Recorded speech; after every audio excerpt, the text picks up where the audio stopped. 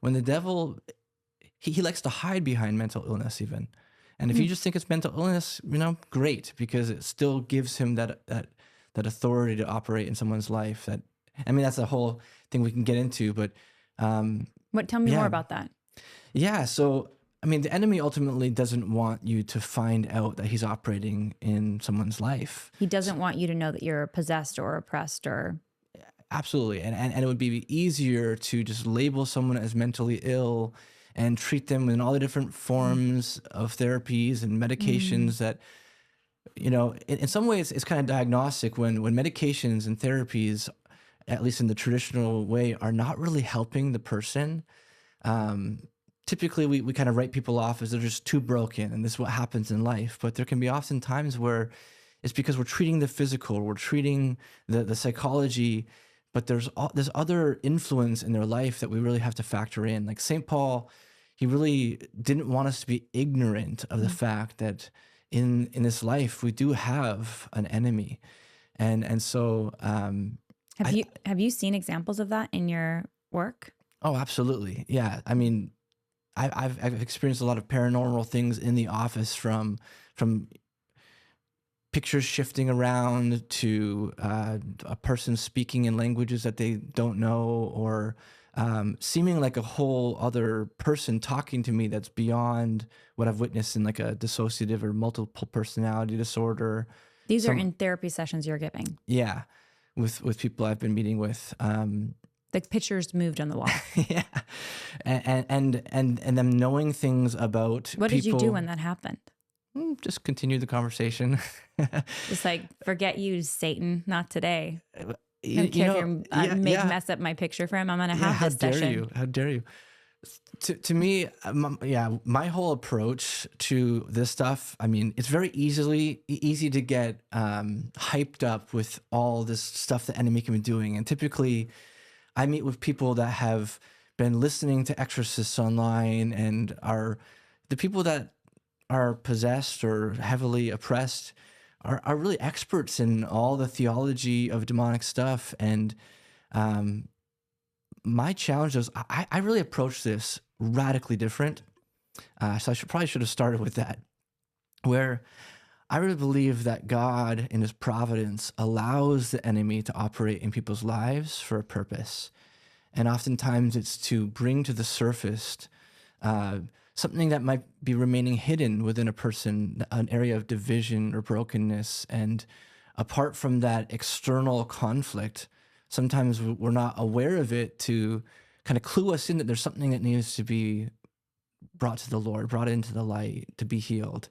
And so the enemy can serve so many different purposes according to the Lord. And the way that he tested and approved of Job by letting the enemy go after him, or to bring Peter to a more refined place in his faith by being sifted like wheat, to have a kind of a humbler posture of dependence on the Lord, or Paul with the thorn in the flesh, that God allowed these messengers from Satan to provoke him, to help him become more at peace with his weakness.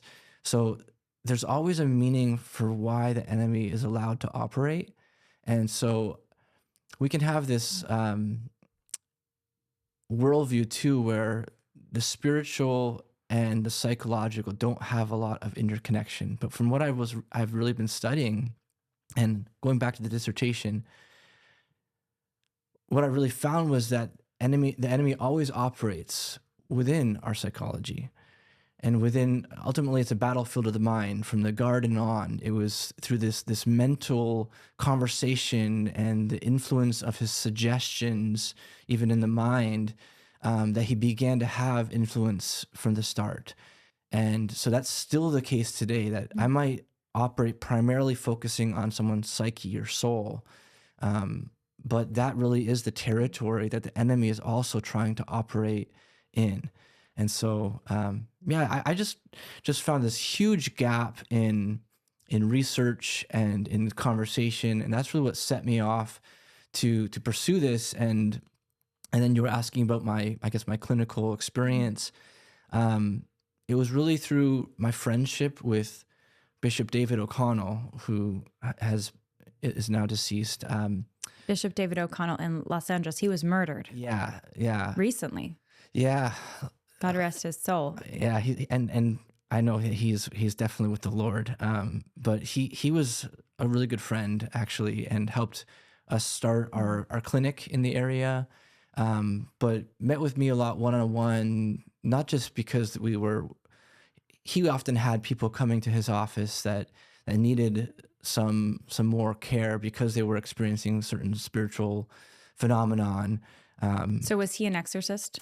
I mean, he's Bishop a David? bishop. He's an apostle in that way. So typically, it's bishops who actually designate a priest to be an exorcist.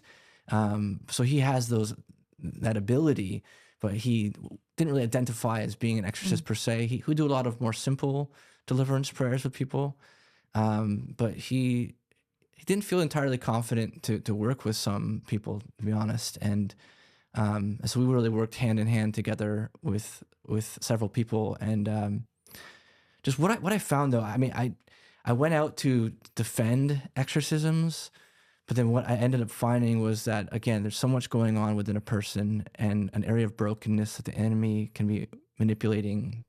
And so really just sitting with that brokenness and not reacting to the demonic stuff that's happening, but really believing that there's meaning and God's providence in it. Again, I found a way of really just sitting with a person when they're manifesting or whatever else to really try to understand that area of influence that the Lord is trying to connect with or trying to reach within a person to bring healing to. And what I found is that when a person is healed, when that broken part of them that the enemy has influence over is healed, then he has no place left in their life, nothing else to cling to. And so rather than being confrontational in my approach with people, I'm really letting the enemy clue us into areas that God is trying to address.